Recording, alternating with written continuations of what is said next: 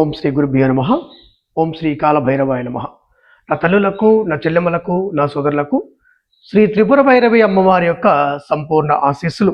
రేపు అనగా ఫిబ్రవరి 1, 2026 ఆదివారంతో కూడిన పుష్యమీ నక్షత్రంతో కూడిన మాఘ పూర్ణిమ.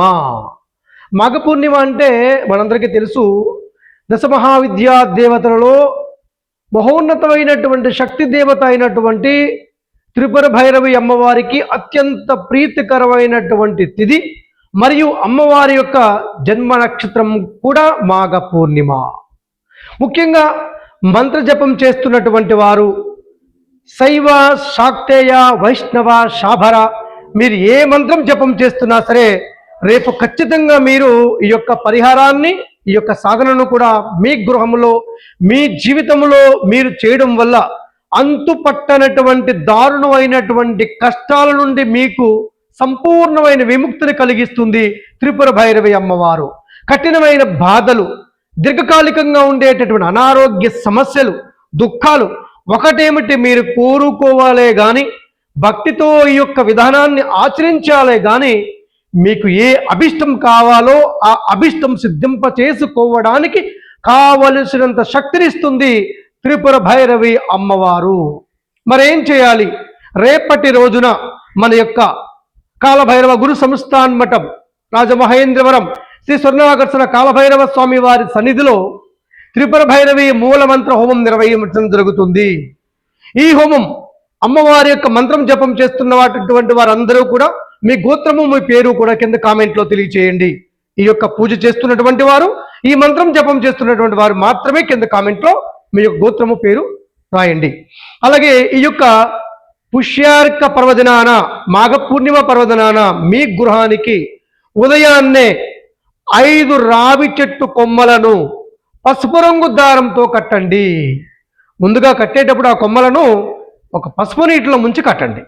రెండవది, ఆ రోజున మీరు బెల్లం దీపం, చిన్న బెల్లం ముక్క దీర్ఘ చతుస్రాకారంగా కానీ రౌండ్గా ఉండేటటువంటి ఒక బెల్లం ముక్కను తీసుకొని మధ్యలో కాస్త గుంతలాగా తయారు చేసి, ఇంతకుముందు మనందరం కూడా చేసినటువంటి దీప పూజ ఇదంతా కూడా, ఆ దీపం లోపల కొద్ది గుంతలాగా చేసి లోపల ఆవు నెయ్యి పోసి 2 ఒత్తులను వేసి 2 జ్యోతులను వెలిగించండి. మీ గృహంలో ఉండేటటువంటి అమ్మవారి చిత్రపటం, ఏ చిత్రపటం అయినా సరే, వారాహి, రాజశ్యామల, దశ మహావిద్య అమ్మవార్లు, దుర్గా, కాళి, సరస్వతి, మహాలక్ష్మి, ఏ అమ్మవారి చిత్రపటమైన పసుపు రంగు పువ్వులను అలంకరణ చేయండి. ఆ చిత్రపటంలో ఉండేటటువంటి అమ్మవారిని త్రిపుర భైరవి అమ్మవారిగా మీరు భావన చేయండి. అమ్మవారిని ఆవాహన చేయండి, పంచోపచార పూజ చేయండి. అక్కడ కూర్చొని మంత్రం జపం చేయండి. ఓం హసైం హసకరీం హసైం భైరవ్యై నమో నమః. ఓం హసైం హసకరీం హసైం భైరవ్యై నమో నమః. ఓం హసైం హసకరీం హసైం భైరవ్యై నమో నమః. ఇదే మీరు భక్తితో మంత్రోపదేశంగా భావన చేసి ఈ క్షణం నుండే ఈ మంత్రం జపం చేయడానికి ప్రయత్నం చేయండి. తప్పనిసరిగా మీకు మంత్రసిద్ధి కలుగుతుంది, అమ్మవారి అనుగ్రహం కలుగుతుంది. అలాగే మంత్రం జపం చేయడానికి ముందు కాలభైరవ మంత్రం ఓం హ్రీం వం వటుకాయ ఆపదుద్ధారణాయ కురు కురు వటుకాయ వం హ్రీం ఓం, ఈ మంత్రం ఒక మాల జపం చేయండి. దానికి ముందు లక్ష్మీ గణపతి మంత్రం ఓం శ్రీం హ్రీం క్లీం క్లౌం గం గణపతయే వర వరధా సర్వజనం మే వసమానయ స్వాహ. ఇలా గణపతి మంత్రము, క్షేత్రపాలక కాలభైరవ మంత్రము, అమ్మవారి మంత్రం జపం చేయండి. జపం చేయడానికి మంచి సమయం మీ పంచోపచార పూజ అయిన తర్వాత 4 గంటల 45 నిమిషాల నుండి 11 గంటల 30 నిమిషాల లోపల జపం చేయండి.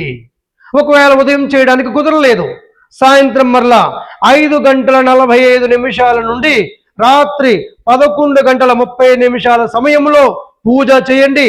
అమ్మవారి యొక్క మంత్రం కూడా జపం చేయండి. ఈ పూజ అయిన తర్వాత, ఈ జపం చేసిన తర్వాత ఆ మరునాడు నుంచి మీ యొక్క జీవితంలో ఎన్నో గొప్ప మార్పులను సంతరించుకునేటటువంటి అవకాశం ఉంటుంది. మీ అందరూ కూడా అమ్మవారి మంత్రం జపం చేయండి.